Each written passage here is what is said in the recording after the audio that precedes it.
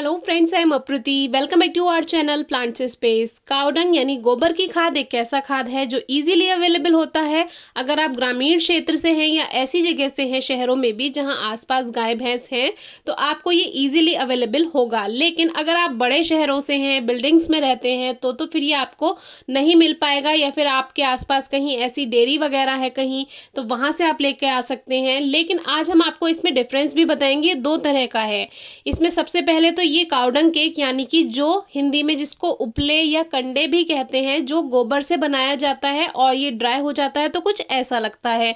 और पूजा में भी हम इस उपले का यूज़ करते हैं, जो अग्यारी वगैरह पूजा हवन करते हैं उसमें, तो ये सब जानते होंगे। तो इसको आप पाउडर फॉर्म में यूज़ कर सकते हैं। पाउडर बना करके अपने गमलों में ये दे दीजिए और मिट्टी की गुड़ाई अच्छे से कर दीजिए, फिर पानी दीजिए बाद में। दूसरी तरह से क्या है, छोटे छोटे पीसेस में तोड़ लीजिए और डायरेक्ट आप मिट्टी की गुड़ाई करके उसमें रख दीजिए और ऊपर से सॉइल से कवर कर दीजिए। दूसरा तरीका है। तो ये सूखे उपले हुए पहली बात तो। अब दूसरा इसका जो तरीका है वो है ये गोबर की खाद। जो कि गोबर होता है उसको एक जगह डालते रहते हैं, डेयरी वगैरह में या जहाँ गाय भैंस होती हैं एक जगह डालते रहते हैं, वो पूरा ढेर बन जाता है और उसमें जब वो डिकम्पोज हो जाता है कुछ महीनों बाद तो वो बहुत अच्छी खाद बनता है, जो कि इस तरह से है। इसमें कोई स्मेल वगैरह नहीं आती है। जिस लोगों को थोड़ा गंदा लगता हो देखने में तो ये डिकम्पोज हो चुका है, इसमें कोई स्मेल नहीं आती है। तो ये मुझे सबसे अच्छा लगता है पौधों में देना, और मैं इसी को ही प्रायोरिटी देती हूँ क्योंकि मेरे आसपास ये इजीली अवेलेबल है। हमारे घर के पास में गाय भैंस है, वहाँ पे ये मुझे इजीली मिल जाता है, तो इसको ही मैं अपने प्लांट्स में यूज़ करती हूँ।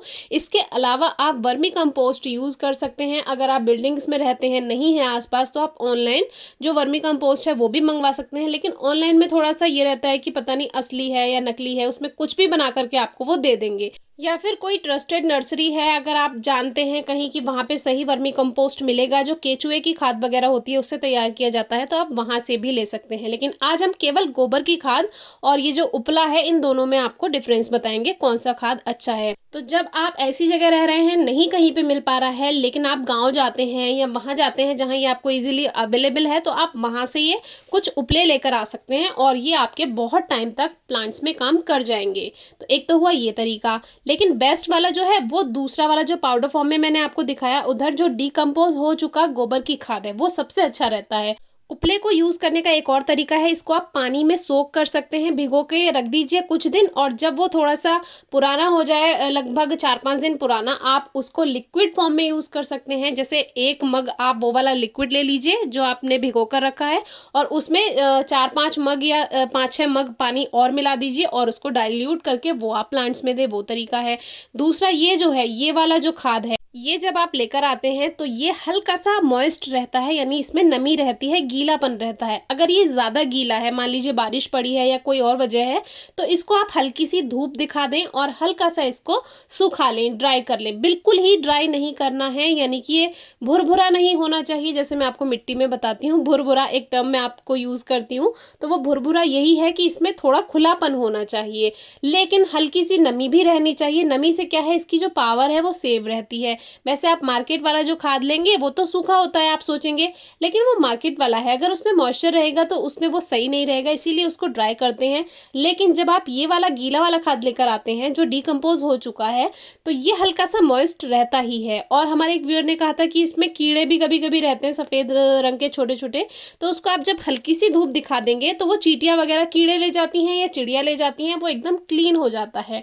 वैसे मेरा वाला ये जो होता है ये एकदम साफ़ सुथरा मुझे मिलता है, तो इसमें कोई परेशानी नहीं आती। और मैं अपने प्लांट्स में अधिकतर यही यूज़ करती हूँ। और देसी खाद का उपयोग करना हमारी मिट्टी को भी अच्छा बनाता है, मजबूत बनाता है, उपजाऊ बनाता है, और हमारी प्रकृति के लिए भी ये अच्छा है। इसीलिए ज़्यादा से ज़्यादा देसी खाद का यूज़ करें, केमिकल फर्टिलाइज़र का यूज़ बिल्कुल ना करें। और मेरा जितना भी आप रिजल्ट देखते हैं गार्डनिंग में, वो केवल गोबर की खाद का होता है। ज़्यादातर मैं वही यूज़ करती हूँ।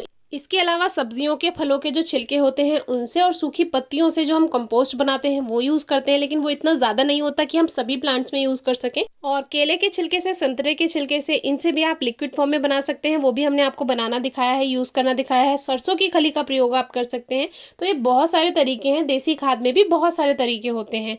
और जब भी आप डिकम्पोज हुआ अगर खाद लाते हैं, उसको आप जैसे कट्टे वगैरह में रखते हैं, उसको बंद करके रखिए, यानी हल्की नमी उसमें रहनी चाहिए। थोड़ा मॉइस्चर बना रहेगा तो जो खाद है उसकी पावर ख़त्म नहीं होती है। और ज़्यादा दिन ना रखें, 2 महीने में ही यूज़ कर लें, नहीं तो फिर वो मिट्टी बन जाता है। Thank you.